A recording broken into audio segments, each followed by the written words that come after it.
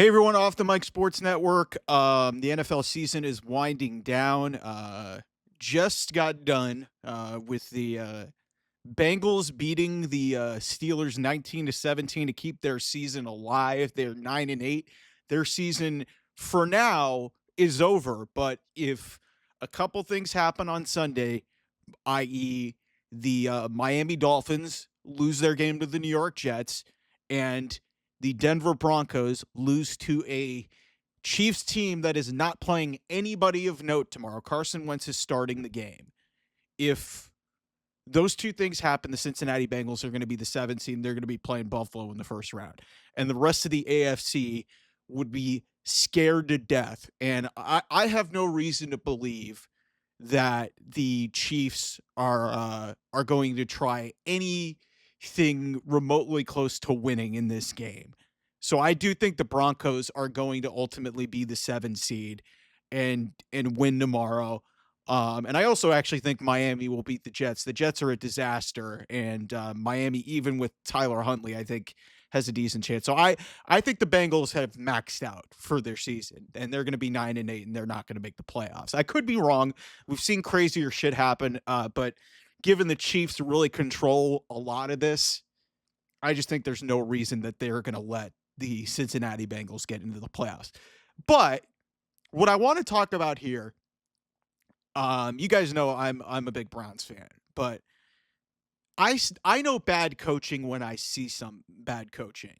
And what's amazing about what has happened with the Cincinnati Bengals and them being able to finish the season on a 5-game winning streak and being in a position to make the playoffs, it's remarkable.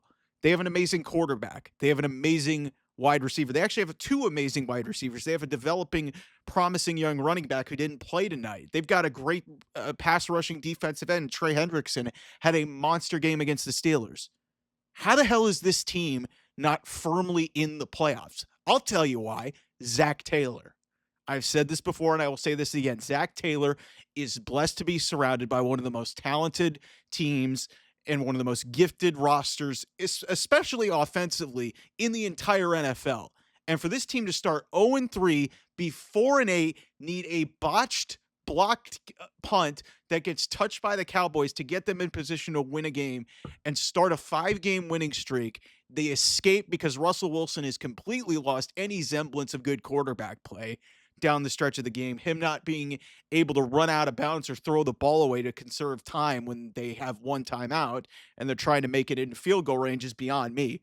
But Zac Taylor, in any other situation, would be fired if the Bengals do, in fact, miss the playoffs. And I think they will.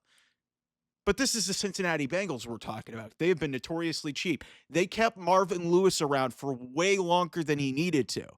The Bengals should absolutely fire Zac Taylor because he is holding this team back. He is absolutely holding this team back because Joe Burrow, in any other season, if there was a better coach on this team, would be the MVP of the NFL. Jamar Chase has over 1,600 yards receiving this year. That's insane. Like, there has been some phenomenal play. Like, Trey Hendrickson is going to lead the NFL in sacks this year. How in the hell is this team on the bubble to make the playoffs? Again, Zac Taylor, a bad coach, and people will point to Kevin Stefanski and this team being 3-4, the Browns being 3-14. You look, here's the big difference. Yes, coaching does matter, but you know what the great elixir for bad coaching is? A great quarterback. Joe Burrow is arguably one of the 2, 3, or 4, depending on where you want to rank him, best quarterback in the NFL. And if he were on a better team, he'd absolutely win the MVP this year. Listen, if they make the playoffs, you could make an argument that he could win the MVP, but it's going to come down to Lamar Jackson and Josh Allen. And I think Josh Allen's probably going to win it because they're going to get Lamar fatigue. They're not going to want to give him his third MVP. And it's just that's the way it's going to come out. But this Bengals team not making the playoffs, if they do, is a colossal failure. A colossal failure. And I think completely falls on the head coach in Zac Taylor. And do I think the Bengals are going to do the right thing and fire the guy that's been holding them back? No, I don't, because Mike Brown and their ownership is notoriously cheap and they don't want to make the decision to move off of a guy. But this guy was bad before Joe Burrow got there. They got to a Super Bowl in spite of him. They should have won that Super Bowl against the Rams when, Odell Beckham went out of the game and the Rams offense just stalled out. But they couldn't figure out how to, get back into that game and ultimately win the game. They were ahead and they blew the lead. Um, and then since then, it's just been a bunch of missed opportunities. And, you know, last year you kind of chalk it up to, hey, Joe Burrow gets injured halfway through the season. Jake Browning does a decent job. But this year, there's no excuse. I mean, Joe Burrow is on the cusp of being close to 5,000 yards passing. Like he and over 40 touchdowns. Like he had a historic season. Jamar Chase, 117 plus catches with over 1,600 yards. Like this, like it's a downright historic season offensively for this Bengals team, and they're barely skating by against a Steelers team that's been fading, and they need two losses from other teams, including they need the number one seed who's lost one game this year. One game this year. They need them to go out and win a football game when they're actively not even trying to play anybody. They're resting everybody. They're almost tanking the game because they got nothing to play for.